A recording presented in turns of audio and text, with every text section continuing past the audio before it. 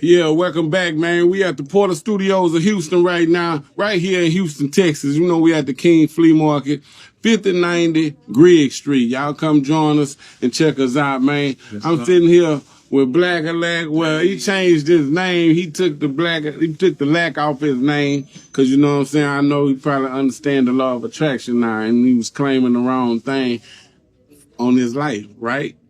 That's right. I don't want lack to abundant. Lack to abundance, you know what I'm saying? Words are powerful. That's right. You know what I'm saying? You gotta know words are powerful, so you know what I'm saying? Don't. But anyway, we're gonna get straight into it right now. Yes, good to see you, my brother. It's good to be seen. I love you, man. Yes, sir. I love you, more, brother. I've been knowing this guy right here for like, I don't know how many years. How many years you think I've been knowing? It's been over 20 years, man. Probably 30. Yeah, definitely 30 years. Yeah, it's been a long time, man. Long time. We met at Allen Dunn House in Aristocrat. Yeah, already. Yeah, Aristocrats, you know what I'm saying? Yes, hey, you know what I'm saying? Look, we came a long way, you know what I'm talking about? Yes, that was when I was working on my first album. Yeah, man. That was like in 92. Yeah. And then my first solo album came out in 1999. Yeah. And by that time, we already got to know each other. Yeah. Him and his brother, Big Tantrum. R.I.P. Big Tanny Win. R.I.P. Big Tanny Win, man. Look. And they jumped on the album, on the Gangsta 5 Hip Hop album. This was the first person that put us on the album, man. Say, we some kids, we just know we want to rap. I tell this man, we rap, like, man, put us on your album. And that boy kept his word. The first album we ever rapped on was Showtime. The first album Texas Tantrum rapped on was Showtime, New Thomas Colony album, man. If you ain't got that, go get that New Thomas Colony album. I remember that. Oh, and it's jamming too. I jammed it the other day. I ain't heard it in so long. I'm talking about it's jamming from the man. Yes, sir. You remember that beat? Man. Say, man. Let me drop the top. Come on. Man. Hey, man, that boy was jamming, man. I know. For real. I already Big Tanny Win. He ain't need no microphone, Come man. on, I'm talking about his voice was so loud, man. He assumed the whole room. Yes, sir. Yes, sir. And I'm talking about, man, we took a terrible loss, man. But, you know, his brother's still here. I'm still here. We're going to live for him, and he going to live through us. Yeah. But let's get down to business, man. You've been on a long journey, and, you know, you was straight rapping. And then, you know, during that turn when Big Tantrum lost his life, you had made a transition. Man, you know what? That's a tough one right there, boy. Every time I think about Big Tantrum, man, I tell you this, man, R.I.P. Big Tantrum, man. R.I.P. Big Tantrum. When Big Tantrum died, before Big Tantrum died, man, I switched my life over, man. I gave my life to Jesus Christ, man. And I left the rap group. I left a record label. I left money. You know, I left money on the table and everything. But what was more important to me, what God was calling me to, man. But some people didn't understand, man. But one person that did understand was my brother, man. You know, my brother was proud of me. I didn't really know how proud he was of me until after he died. You know, at the funeral, so many people were walking up to me. They're like, man, your brother was proud of you. Your brother was proud of you, man. Your brother was proud of you, man. But I never forget the weekend that he died. Well, the week of that he died, man. That boy called me. He said, Black. He said, I'm finna finish his last album with money. And he said, I'm finna start doing gospel rap with you.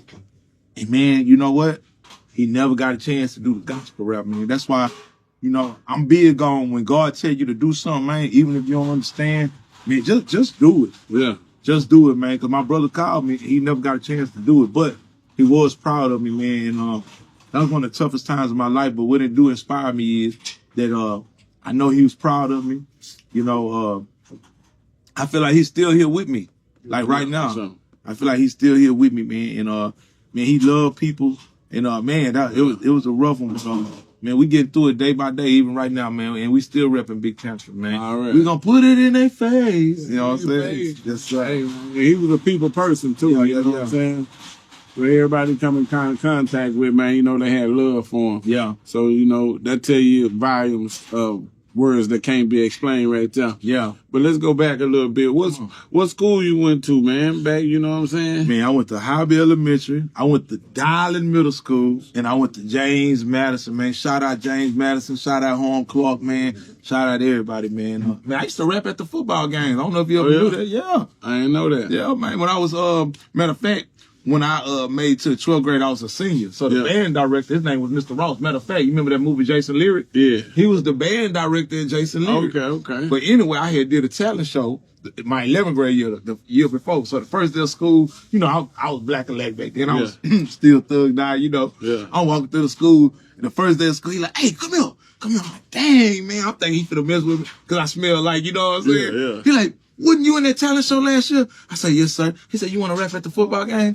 I say, sure enough. Yeah. You know what I'm saying? So we was with Straight Profit Records back then with Den, Youngster. This one Zero was with the record label. Grace, that boy Wood, you know what I'm saying, man? Yeah. Shout out to all young players, Kool-Aid, all them boys. Already. So what I used to do was I tell Den, I say, man, I'm rapping at the football game. Den would give me a Straight Profit Records jersey. And this was big back then because you had Straight Profit Records, you had Rick Shop, you had Botany Boy Brick, you had us, you know what I'm saying? Hit 'em up records. Yeah, Hit 'em up records. You know what I'm saying? So this was a big thing back then. So I'm rapping at the football games, you know what I'm saying? At Delmar Stadium, Butler Stadium, wearing Straight Profit Record jerseys, bro.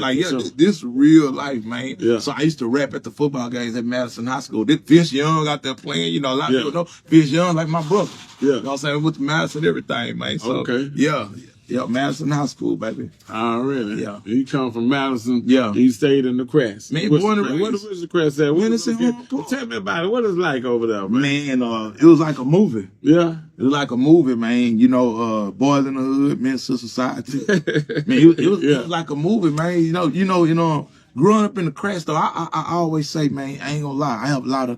I have some regrets in my life, but one thing I don't regret is growing up in Aristocrat. And I'm gonna tell you why. Even though it was hard growing up over there, because you had to learn how to fight. Yeah. You had to learn how to rank, because boys would talk about you. Yeah. You know what I'm saying? Like in the trade. Yeah, just like in the trade, CUNY Homes. You know what I'm saying? But one thing I will say, it made me who I am today, because if I didn't go through those hard times, if I didn't learn what I learned, I wouldn't be who I am today. But it was tough over there, man. But we had good times, too. Yeah. It wasn't always shoot 'em up and, you know what I'm That's saying? because we was having so much fun. We didn't even know we was poor. Yeah, there you go. But I'm going to tell you something, though. Aristocrat brought a blessing because that's how we met DJ Screw. Yeah. See, Al D moved to the Cracks. Okay. Al D and DJ Gold Al D moved to the Cracks. Yeah. Gold used to be at Al D house all the time. Yeah. So Eric Scott brought Al D to our house. Okay. This is a true story. Yeah. So Al D come to the house. Al D hears, he like, man, I'm finna call my brother. Yeah. We ain't, at this time, we didn't really know who Screw was. I ain't gonna lie. Like, we still jam Street Military, K Reno, Bam, and Point Blank. Yeah. So I heard of Screw, but I hadn't really jammed Screw yet. Yeah. Man, Screw, he called Screw to Aristocrat. Yeah. Screw pull up in a black SS Impala before he Painted it blue. Yeah. Yeah. It was black Yeah. on everything, bro. Yeah. Screw pull up in a black SS Impala, man. I never forget, man. And boys in the Cracks knew he was. When Screw pull up, them boys at the court hooping, they like, I hear boys, man, that's Screw. That's Screw, you know what I'm saying? But Tantrum started singing for Al D, man. And Screw said, start singing for Screw. Let me take that back. Tantrum started singing for Screw. Yeah. Man, I never forget Screw listened to us, heard me rapping that thing. Screw say, man, you know what? He say, I ain't got my record label together yet. He said, I'm still getting it together. He said, but I got a homeboy named Den. Yeah. And he say, I'm going to plug y'all in with him. So Screw is the one who introduced us to Straight Profit Records. Oh, okay. Yeah. See, but I didn't know that. Yeah, Screw the one introduced us to Straight Profit Records, man. Screw took us over there. But we messed up when we was young, man. Because, see, Den wanted to put out Big Tantrum album first. Yeah. We was young. We ain't had no manager or nothing.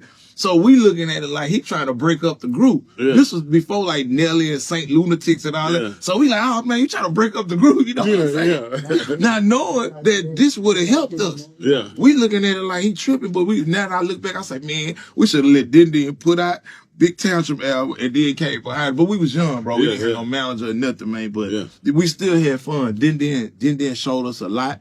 And that's how we was even able to capitalize on knowing where to go, because we used to travel with Den. Yeah. You know what I'm saying? We would go out of town to Lake Charles, go perform at Club Fest. Yeah, for sure. You know what I'm saying? Festival City. Yeah, you know what I'm saying? And Lafayette, New Iberia. So we really got the game from Den on what little towns to go to to push these CDs. And you know, you the grandfather. Already. You know what I'm saying? You was out there, man. I tell people all the time. Yeah, I'm fine. I got a lot of it on tape, what you're talking about. I got it on film. I was looking at it the other day because I'm looking back at this old footage. I got that when we we was at the fest down there. He was in the green and blue bus. Wow. 3-2 there. 3-2 did an interview outside. Tiny T was on the bus. Yeah. Sex Fiend, Den. All of them. Everybody was around. Mike D was wow, there. yeah, Mike D, Body Boy, yeah. We was there that night. Zero performance. I got all that on film, man. That's history. Yes, sir. Bring it back to the surface, though, and let everybody see this history. Yeah, man. Get these boys to learn a lesson history test on H-Town, you know Come what I'm on, saying? man. Yeah. Say, man, a lot of boys I remember I used to go to school and I tell them boys,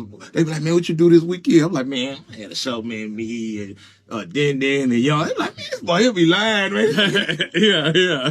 Let me tell you how crazy it is. Zero dropped the album called Zero versus the World. I kid you not.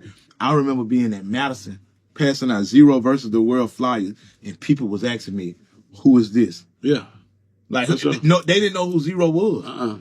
But you know when they found out? When Zero got on that Big Mo album, that City of Serve, and he was on all of they was like, oh, we know who he is now.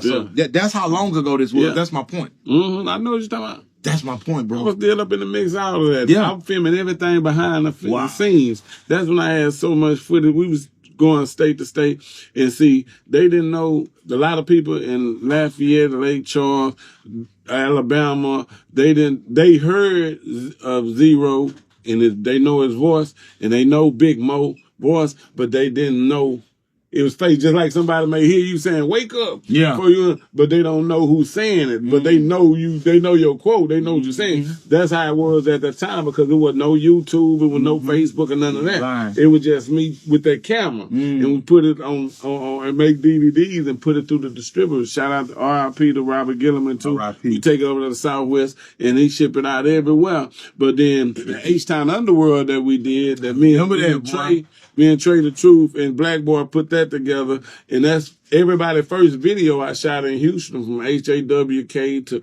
to Trey to Zero to Slab to list go on and on. Street Military, everybody is on that DVD. It's 3 hours long, but that's what put the faces to the voice. Yeah, because people start saying, "Oh, that's how Big Mo look. Oh, that's how it's Zero true because look. we ain't had no YouTube and stuff back then. That's how Trey look. Oh, you know what I'm saying?" And it was like, okay, that's how HAWK look. Okay, they hear the music, but when you looking at a still shot. But when you see a video and somebody in motion like we is right now, it's different. You're gonna remember for a long time. So that was part of history right there. Man. You know, I still got all that footage. You on there too. You on there too. That. Yeah, you on there. I got footage of you and your brother live in concert. I forgot where we was. On a few of them. I got a few of them. Yeah, you got Peter Roll, everybody. Shout out Peter Roll. Shout out Peter Roll, man. Yeah, everybody man. Acting Bad, the whole Acting Bad clique was there. Man. Man, nah, we done did. Tell me how y'all did that. How y'all performed the Acting Bad clique? How y'all put that together? Man, to be honest with you, man, somebody, this dude named Mr. Ted, man, he used to have somebody come to the hood and they'll be feeding kids and stuff. This dude named Mr. Ted, he used to see me in Big Tantrum rapping all the time, so he bought us a karaoke machine. Yeah. And so we used to just be freestyling at the house on the karaoke machine. So Big Tantrum had a friend named Anthony. Anthony and Peter Roll was real cool. And so Anthony and Big Tantrum was best friends. So they all became a clique. So Tantrum and Anthony and Peter Roll was friends. You know, I'm Tantrum's little brother. Yeah. So then Tantrum bring Peter Roll to the house. Yeah. He's like, man, this is my little brother Black and Lay, you know what I'm saying? Yeah. So we all just got cool. Right. And so when boys from the hood seen us doing what we was doing, man, all the homies from Aristocrat, they just want to start coming around. We going out of town to sell CDs. Hey, let me get off the block. Let me go with y'all. Yeah. So it really was a getaway from them boys who was just on the block hustling all day. They like, man, we went to Lake Charles. We made about $1,000 selling CDs. Yeah, you know what I'm saying? It was something to uplift boys because everybody that went on them trips, they figured out what they can do. Come on. You know what I'm saying? They ain't know what they could do. Yeah. But everybody that went on them trips back then, when they learned how to just talk to people out of the blue, just strike up a conversation and talk to people and boom, boom, and you from H-Town and you got this or whatever. Man, it changed they can go anywhere in the world right now and survive. Man. You know For what real. I'm saying? And survive, for real. Yes, sir. There's some life skills right there. You know what I'm saying? Selling them CDs changed people out. I was paying bills off of them CDs. Oh, yeah, me too. I had about 3 houses, 4, 5, 6 cars. Come on, man. You seen the purple line coming down in there, okay, man, with my face all on, man. I seen that, man. And oh, yeah, I forgot to tell you, I was the Slab King, man, in 2011, 2009, all up through there, and I ain't even know it. So guess what? Y'all need to go back and rewrite history and put my name in there because guess what? We got it on film, baby, and you know it. You know that's why I did that song called "You Seen It," because you know you seen it, Come on, man. And if you ain't see it, you had to be blind. If you from H-Town and don't know who Showtime is, slap yourself and put on your seatbelt. Come on, man. But anyway, you know what I'm saying? I'm here, and then my man changed his whole life, man. He changed his whole vocals to positive. And to tell you the truth, I didn't know that you was making that move on music like that. You know what I'm saying? And actually, when I was riding here today, he told me on the phone, man, I got music on this, on that, on that, gospel song. And I'm like, what? Yeah. I'm like, I ain't even know. He said, I'm finna send it to you right now. So he sent it to me. I was jamming them on the way, man. I'm talking about, I like that, man. I love that move, man. I'm down with it. Appreciate you, 100%. I got your back, man. For real on that. I stamped that. That's H-Town Underboss stamp right there. I just want to tell you before we close out, man. I had stopped rapping for a minute. But God spoke to me. God like, no, I gave you that talent. Yeah. Why don't you use it for me? Yeah. So I still rap the way I rap, but now I'm glorifying God in my music. I'm telling people how God changed my life. I'm telling people how real God is because God, I got to personal encounter with God myself. This ain't nothing no pastor told me. I know that God is real. Even right now, my brother, when if I give you testimony after testimony, I know that God is real. I know when you pray and you have faith and you believe in God, whatever you asking God to do, He will do it, man. I know, nobody, I don't care. I listen to people. I don't argue with nobody or their religion or whatever because I love everybody. I don't care if you believe or you don't believe. I love everybody, but I personally know that there is a God. I personally know that God is a healer. He's a provider. Man, He changed my life so much, bro. All I think about and all I care about is the Lord Jesus Christ. All I care about is God, bro. Yeah. And see, a lot of people have perception. We got the wrong perception out here on our mind and how our mind think from the regular world and worldly people, you know what I'm saying? And that's, we got to see it first and then we believe it. But God wants you to believe it first and then see it. Because you exercising your faith. It don't take no faith to do it the other way around. So it ain't going down. Come on, man. Simple like that. Come on, man. Come on, man. Y'all better wake up before you fall asleep. You know how I came up with that catchphrase? I'm going to tell you this, man. At Big Township Funeral. Yeah. When I was preaching Big Township Funeral, God told me, tell my people to wake up before you fall asleep. I had never said it before. I had never heard it before. Yeah. And so when I was preaching, God say, tell them to wake up before you fall asleep. I start saying, wake up before you fall asleep. I kept saying all at Big Township Funeral, man. After the funeral, so many people was walking up to me. They was like, man, that was a powerful message. And somebody came up to me, another pastor. He said, man, I don't know how you preach your own brother's funeral because I couldn't do it. I learned something right then. You never know how hard something is until somebody tell you it's hard. See, I realized what the strength of God was. People tell you it's hard. But God said you can do it. For sure. See what I'm saying? So I didn't know me preaching my brother's funeral was supposed to be hard until somebody came and tried to tell me it was hard. So God didn't let that person come up to me before the funeral. He come up after. Because God said, I want to show you that in your weakness, my strength is made perfect. Wake up before you fall asleep. Come on, man.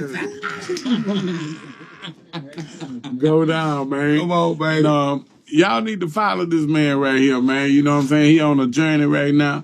He got the YouTube sitcom going down right now on YouTube. He all over Facebook, TikTok, all that. Give me information, man. Man, just type in Darren Crumity, man. My first name is simple, Darren, D-A-R-R-E-N. Hit the space bar. You type in my last name, Crumity, C-R-U-M-I-T-Y.